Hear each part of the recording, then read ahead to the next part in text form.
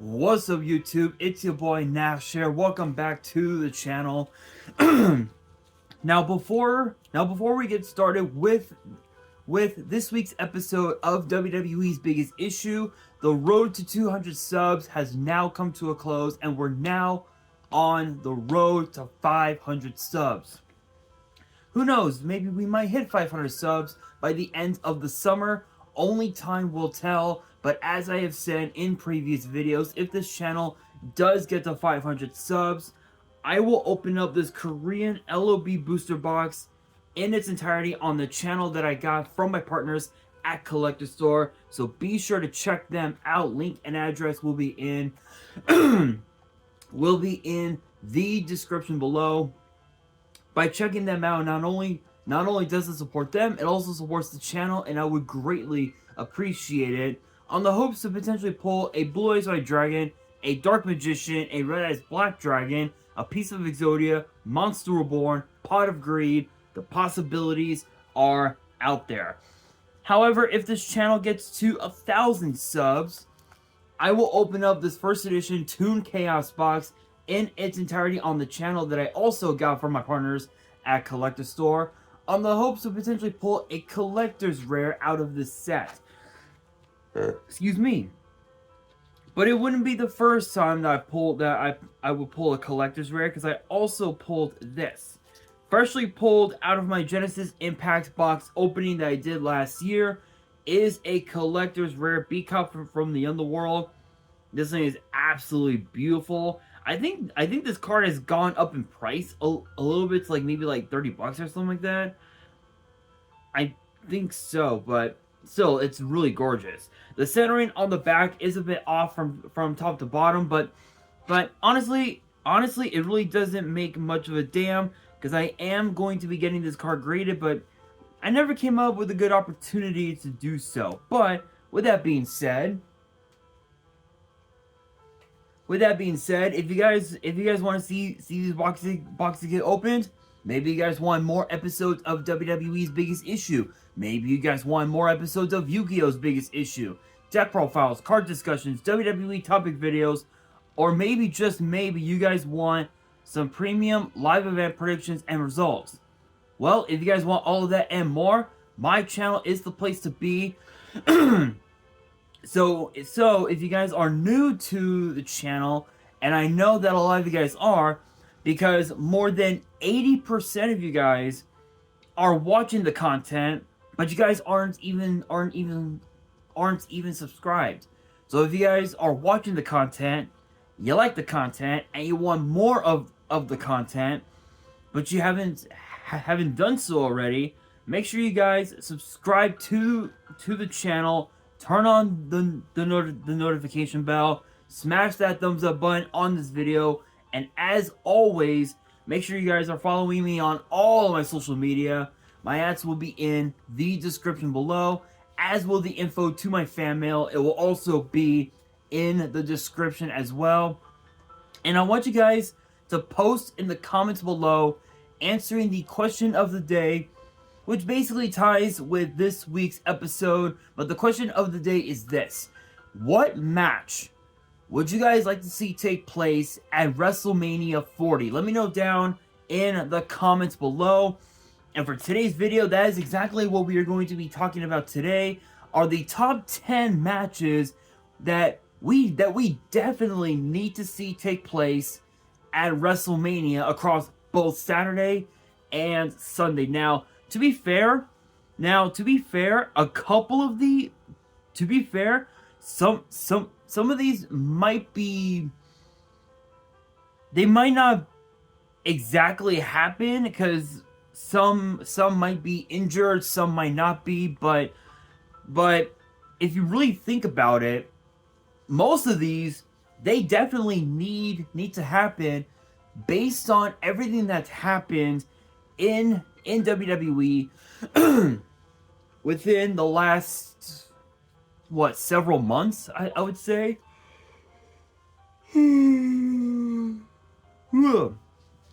Excuse me. In the last several months. So this is going to be interesting, to say the very least. So I am going to be going down from 10 to 1 because why the hell not? So again, a lot of these matches might not happen, but some of them we definitely need to see happen. So let's kick things off at number 10 with one of those matches that we're probably not gonna see, but I feel like that it should happen.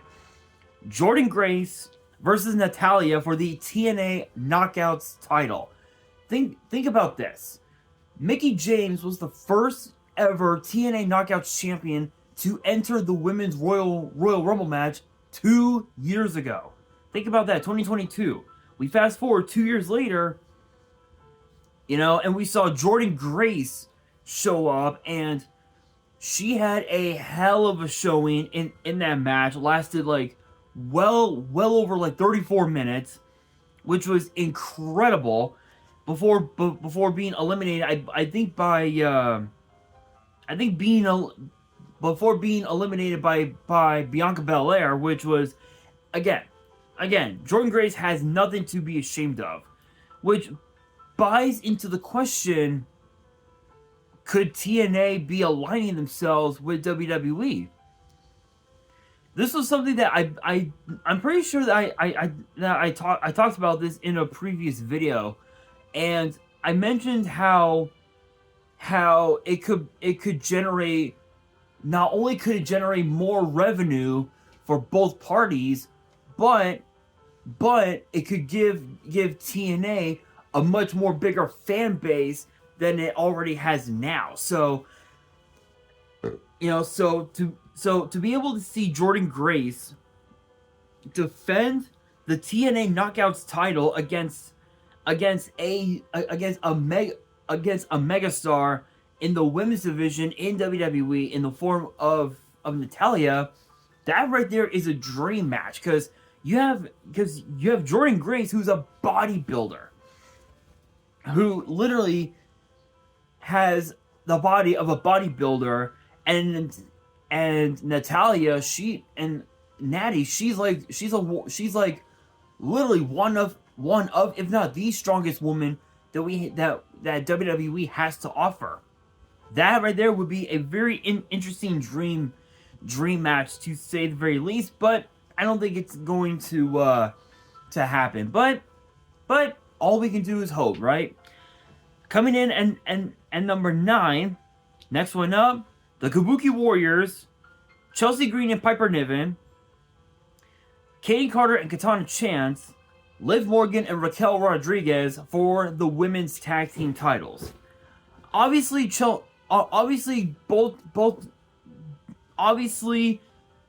all 4 of these teams are the current or former women's tag team champions.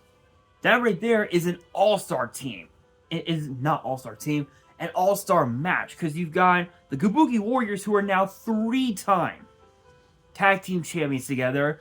In fact, Asuka now is the only 4-time tag team champion in WWE across multiple people. 3 with Kairi Sane, and 1 with Charlotte Flair. Think about that, guys. Think about that. Asuka, she is making history in women's wrestling, which is incredible. Incredible. And think about this too. Kairi Sane is the first ever IWGP Women's Champion. So even Kairi is making history. And then, of course, too, obviously you got Chelsea Green and Piper Niven. You've got Kaden Carter and Katana Chance. And, of course, you have Liv and Raquel, all who are owed a rematch for the women's tag team titles. Because people seem to forget, Liv and Raquel never got their rematch when Raquel got injured. And once Liv Morgan got injured at the hands of Rhea Ripley,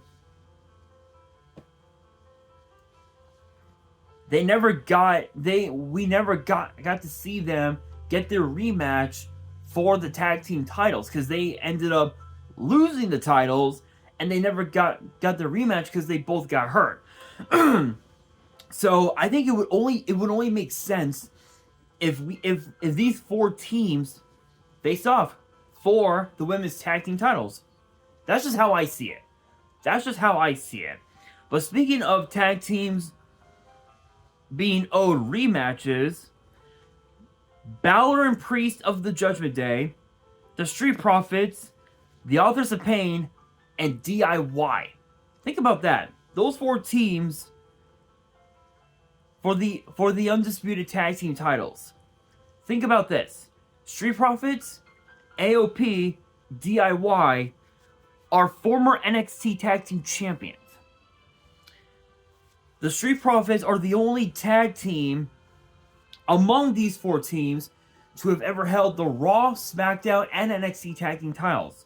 So for this match to take place, it makes sense because DIY, they're basically reliving their time in NXT. They're trying to get a spot on TV, to make a name for themselves and to be able to try just get on TV. That's all they're trying to do. But for them to earn a spot at WrestleMania, that right there is just insane on its own. And if you really think about it, the last time AOP were tag team champions, it was right around the time that they first appeared on Monday Night Raw the night after WrestleMania in 2017. Yeah, 2017, 2018, some right around there, and they went on to become Raw Tag Team Champions, and they ended up losing the titles not long after that, and that was pretty much it. That was like them becoming one-trick ponies, if you will. I know that phrase is a little cliche, a bit corny, but but that basically was what they were. But they're back, better than ever, now more dangerous than ever, with the addition of Karrion Kross, Scarlett, and now the return of Paul Ellering. Dude, AOP is going to be a force to be reckoned with. And if you really think about it, Street Profits got beef with AOP, but they also want the tag team titles. DIY still has unfinished business with AOP from their time in NXT, but they want the tag team titles. AOP, they just want to kick someone's ass. That's all they want to do, is kick someone's ass, throw them across the ring, and just fuck shit up. Balor and Priest, they want the competition to not to establish dominance as members of the Judgment Day, but they want to prove why they deserve to be tag team champions. That right there is just incredible. That right there is what we need to see. Next up is another one of those matches that I don't think is going to happen based on what's happening in NXT, but it could be interesting to see because we're still on the road to WrestleMania. We're like right now a third of the way there towards WrestleMania. But this one could be interesting. Logan Paul, Trick Williams for the United States title. Think about that.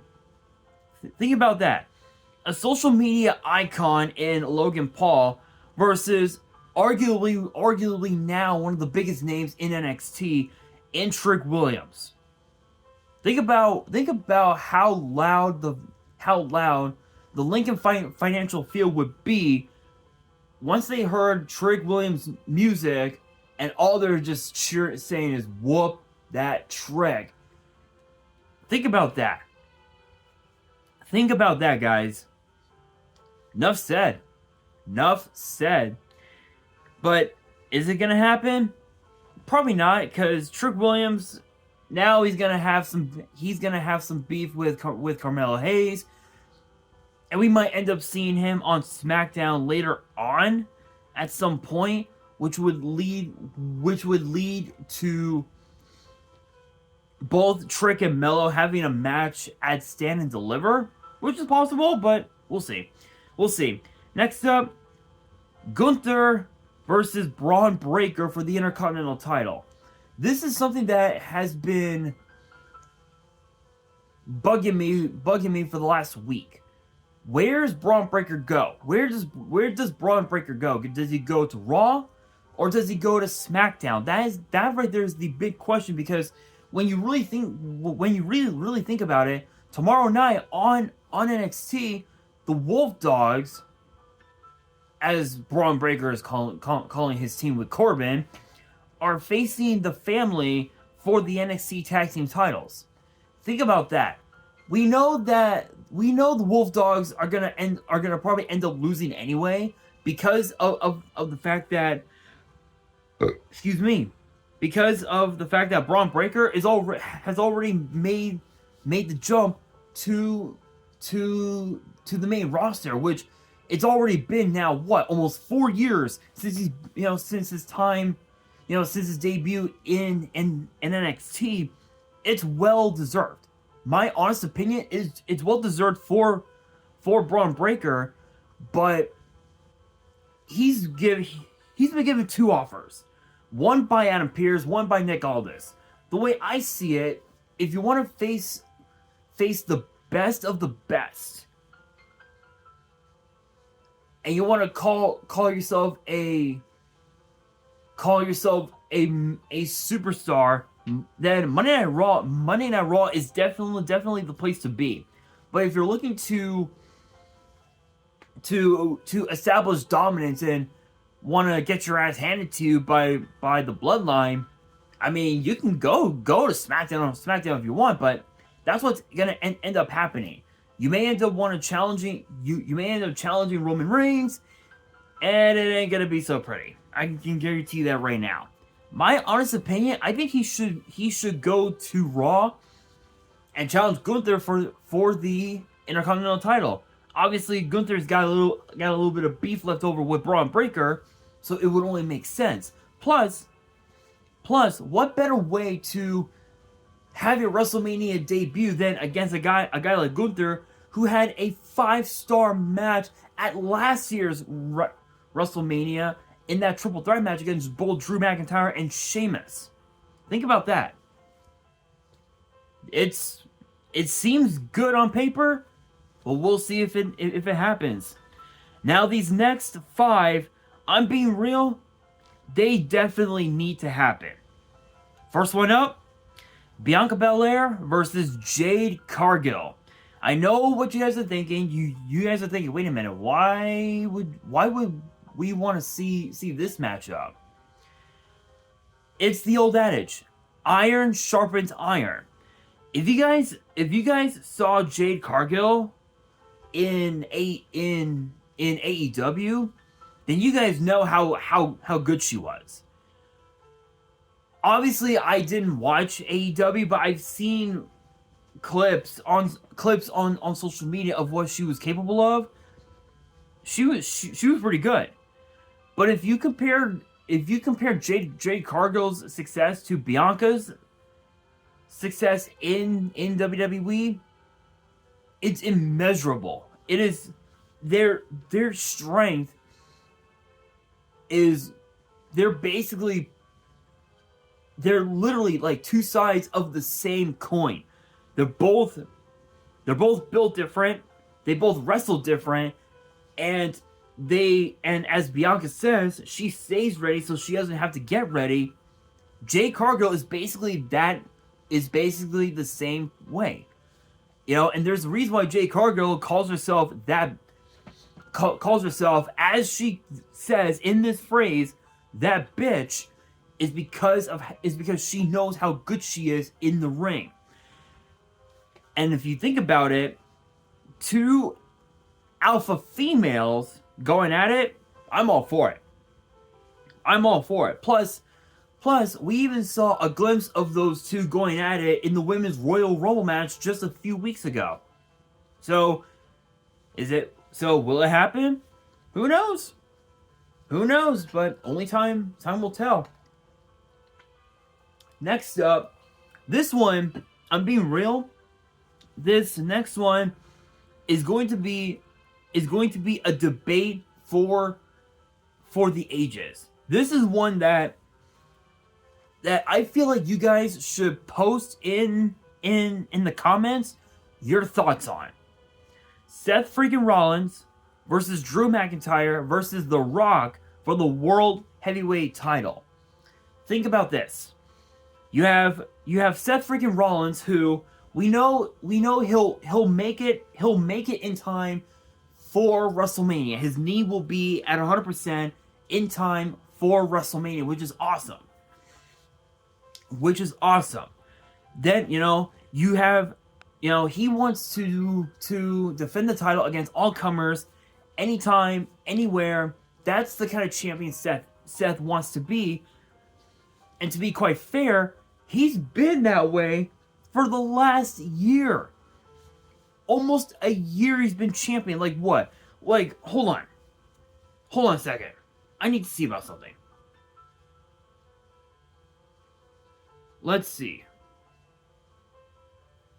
Seth Rollins.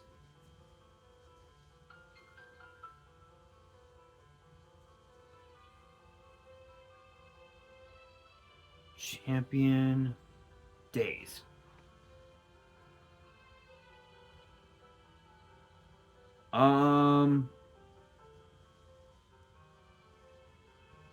As of right now, I believe he is now entering 250, like what, 250 days, I believe? Yeah, I believe he's going on like 250 days right now as World Heavyweight Champion. Oh, actually, sorry, no. Sorry, my bad. 261 days and counting. 261 days, which is the most he's ever been as a champion, aside from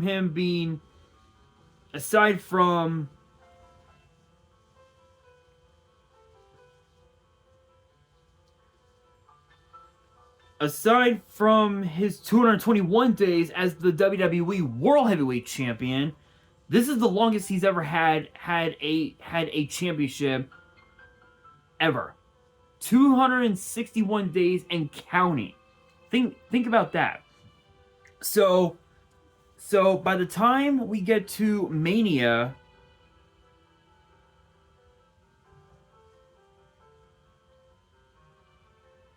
by the time we get to Mania, he'll be around at least 280, maybe 290 days.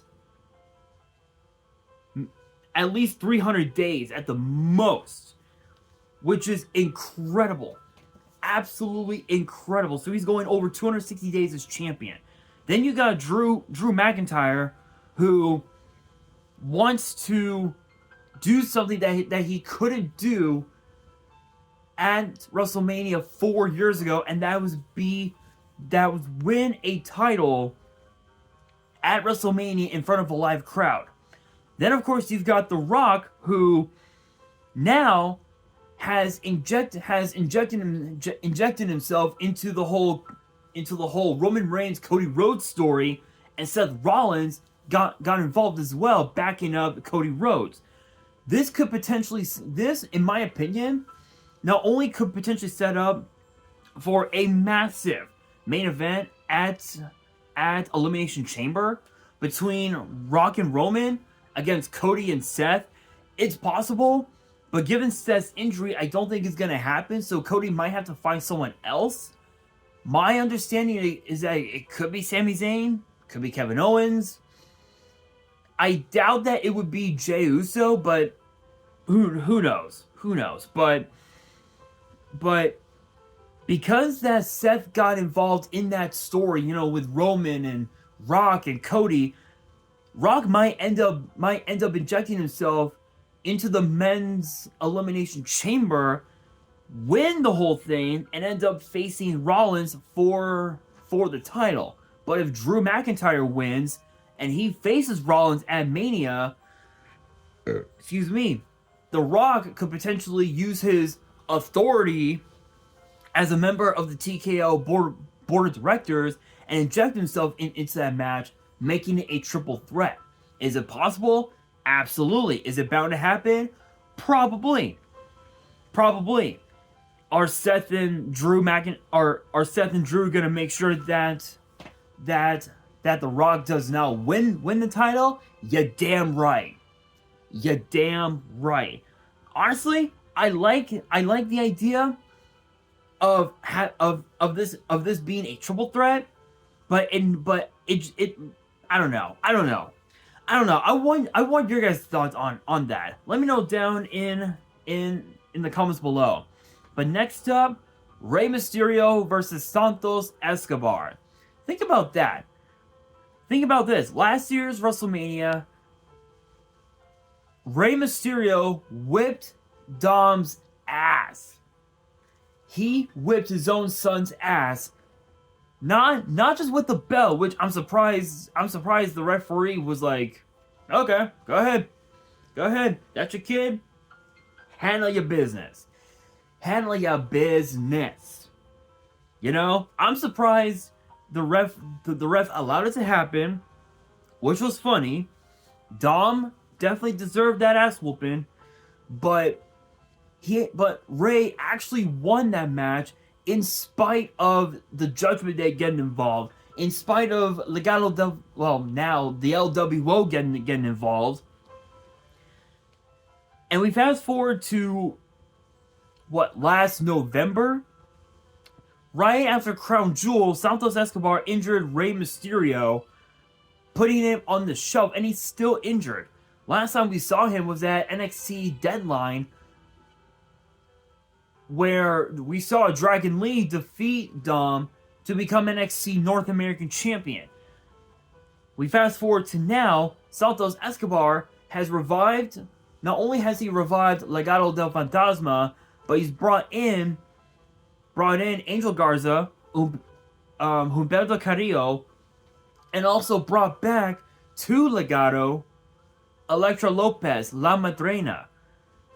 Now she's on SmackDown, and there have been a lot of rumors swirling that Rey Mysterio is actually cleared. So I don't know. I mean, we're still a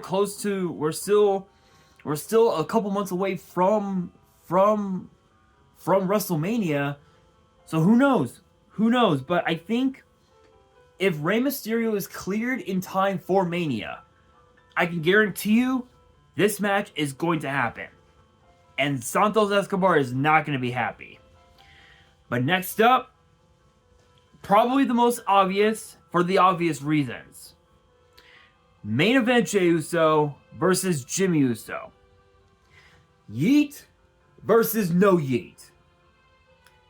Do I need to say any more? No? I didn't think so. But I will say this. This whole thing basically started at SummerSlam last year, and it needs to culminate at WrestleMania. Just saying. We need to see it happen. And we need to see Jey whip Jimmy's ass. We need to see it. Which brings me to the number one match that I think the world definitely needs to see. Rhea Ripley versus Becky Lynch.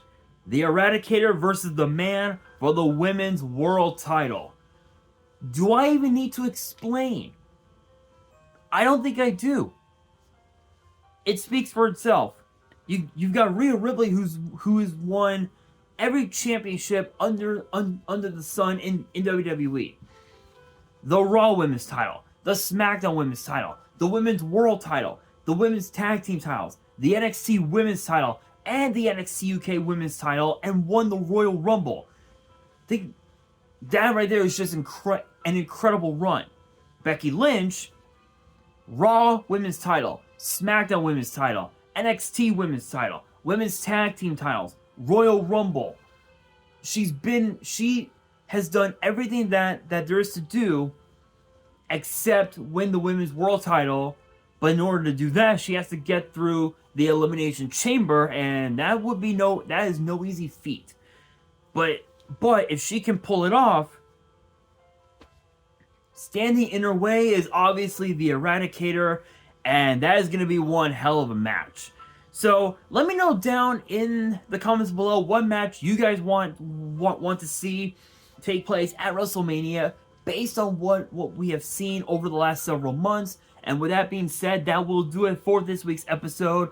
Hopefully you guys enjoyed. If you did, make sure you guys smash that thumbs up button. If you guys are new to the channel and you guys want more episodes of WWE's Biggest Issue in the future, make sure you guys subscribe to the channel, turn on the notification bell, and follow me on all my social media. My ads will be in the description below, as will the info to my fan mail. It will also be in the description as well. And on that, this is your boy Nash, signing out.